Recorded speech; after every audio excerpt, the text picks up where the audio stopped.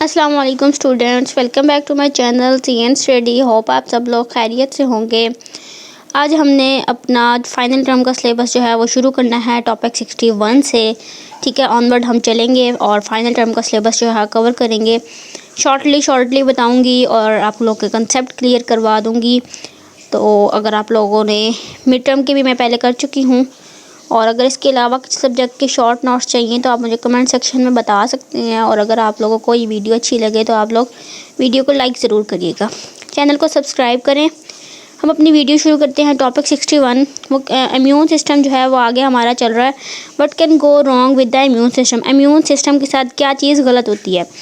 जब कभी कभार जो है ना वो पर्सन एक इंसान का ना जो इम्यून सिस्टम है वो सही काम नहीं कर रहा होता, तो मतलब उसको कुछ प्रॉब्लम्स हो जाती हैं। मतलब उसको कोई डिज़ीज़ हुआ है तो वो जो डिज़ीज़ है उसको एलर्जी, अस्थमा या ऑटो इम्यून डिजीज़ जो है उसको लग जाते हैं। मतलब जब आपका इम्यून सिस्टम काम नहीं सही कर रहा तो वो बीमारियां जो जिनसे वो लड़ता है वो बीमारियां आपको लग जाती हैं।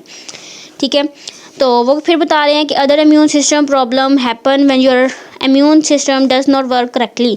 कि जब आपका इम्यून सिस्टम काम नहीं करता तो फिर आपके साथ बहुत सारे इश्यूज जो होते हैं शुरू हो जाते हैं और प्रॉब्लम्स आप लोगों के साथ होती हैं। और इन प्रॉब्लम में इम्यूनो डेफिशिएंसी डिजीज़ जो है वो सबसे ज़्यादा इंपॉर्टेंट है। If you have immuno deficiency disease you get sick more often. अगर आपको ये डिजीज़ है तो आप लोग ज़्यादातर बीमार रहते हैं। ठीक है, और आप लोगों का जो गला है ना, आप लोगों को वो अक्सर मतलब आपका जो मूड है वो हमेशा सीरियस रहता है और हार्डर टू ट्रीट, और आप लोगों को जो ट्रीट करना है ना वो बहुत मुश्किल होता है। ठीक है, उसके बाद हमें एक वायरस बताया हुआ है HIV। ठीक है, HIV एक हमारे पास वायरस है that harm your immune system to by destroying your white blood cell. एक वायरस है जो कि आपके इम्यून सिस्टम में वाइट ब्लड सेल्स को ठीक है डिस्ट्रॉय कर देता है। तो ये याद रखें कि कौन सा वायरस है, HIV वायरस है। नेक्स्ट हमारे पास टॉपिक 62 है लिम्फेटिक सिस्टम। ठीक है, लिम्फेटिक सिस्टम क्या है। एक नेटवर्क है fine tube through out your body collect fluid card lymph from tissues. आपकी पूरी बॉडीज़ के अंदर ट्यूब्स हैं फाइन। ठीक है, उनका ट्यूब्स का एक नेटवर्क है। अब उन ट्यूब्स के अंदर एक फ्लूइड है, ठीक है, जिसको हम कहते हैं लिम्फ फ्रॉम टिश्यूज़। टिश्यूज़ से वो एक फ्लूइड आ रहा है आपके ट्यूब्स में, उसको कहते हैं लिम्फ। ठीक है, अब इसका काम क्या है। इसका है जी टू पिक, इस जॉब है इसकी to pick dead cell and germs. कि आपकी बॉडी में जितने डेड सेल या जर्म्स वगैरह है ना उनको ये पिक करता है और उनको फिल्टर करता है। ठीक है, waste is filter out at the small bean shape lymph node and liquid goes into your blood stream. कि वो जो वेस्ट है ना वो मतलब फिल्टर कर देता है। एक फिल्टर का काम क्या होता है कि गंद वगैरह साफ़ करना और फिर बाकी सारी चीज़ें जो है वो आगे जाने देता है। तो ये जो है वेस्ट को पहले साइड पे कर देता है। ठीक है, फिल्टर करता है, फिर वो स्मॉल बीन से एक चीज़ जाती है, लिम्फ जाता है लिम्फ नोड से। ठीक है, लिम्फ नोड किस तरह का है, स्मॉल बीन शेप के हैं।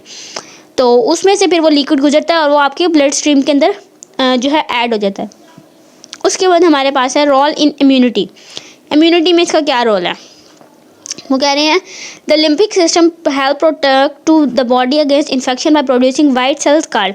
जब आपको बॉडी को कोई इन्फेक्शन होता है तो जो आपका लिम्फिक सिस्टम है, ठीक है, वो आपको लिम्फेटिक सिस्टम जो है वो आपको वाइट ब्लड सेल जो है वो प्रोड्यूस करना शुरू कर देता है, जिससे जो है आप लोग इन्फेक्शन से लड़ सकते हैं। आपको इतनी आपके अंदर ताकत आ जाती है। और जो वो वाइट ब्लड सेल प्रोड्यूस करता है उन वाइट ब्लड सेल्स को हम कहते हैं lymphocytes, which help read the body of disease causing micro organism.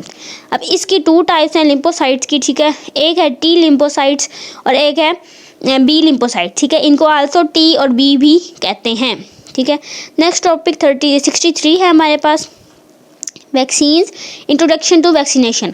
Vaccination आपको पता है आप लोग क्यों करवाते हैं। जब आपको कोई बीमारी होती है या आपने किसी बीमारी से बचना होता है तो आप वैक्सीनेशन करवाते हैं।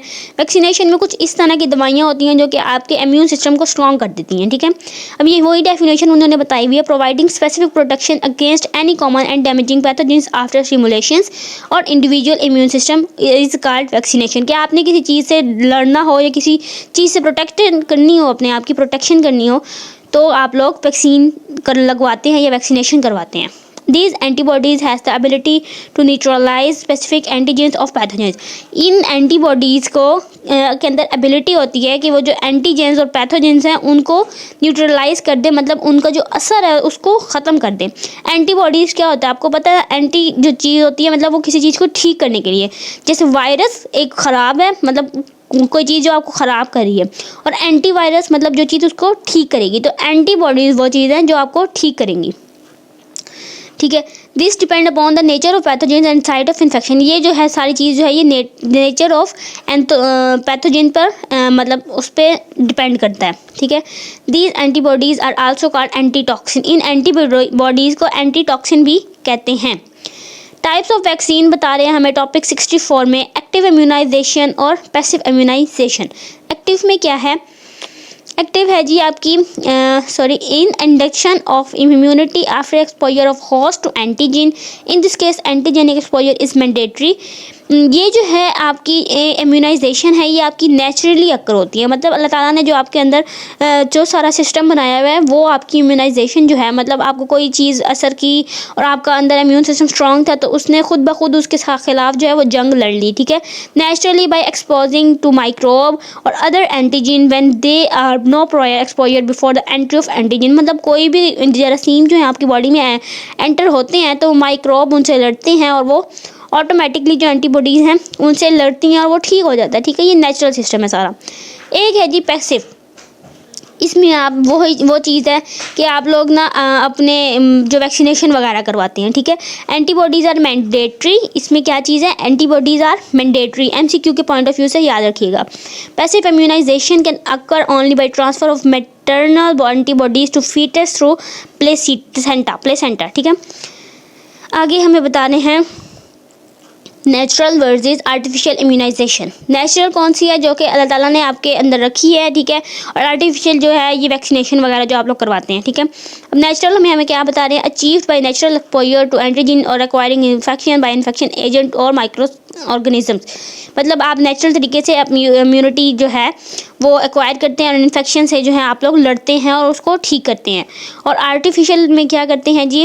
एक्सपोजर टू एंटीजन और microorganism which is administered to body is less virulent and attenuant from like hard killed from the forms of microbe. These artificial exposure with antigen stimulate the humoral immunity in the form of antibody generation. Moreover, artificial activation of cells mediated immunity of intercellular pathogens. इसमें सिर्फ जो आपके पास याद रखने की बात ये है, ये जो है ये आर्टिफिशियल एक्सपोजर से किया जाता है। आर्टिफिशियल एक्सपोजर टू एंटीजन और उसमें नेचुरल एक्सपोजर टू एंटीजन होता है, ठीक है।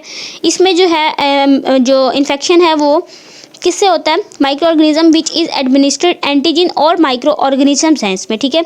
उसमें जो है इन्फेक्शन जो है वो एक इन्फेक्शन के तौर पर ही हो रहा है आपके अंदर, ठीक है।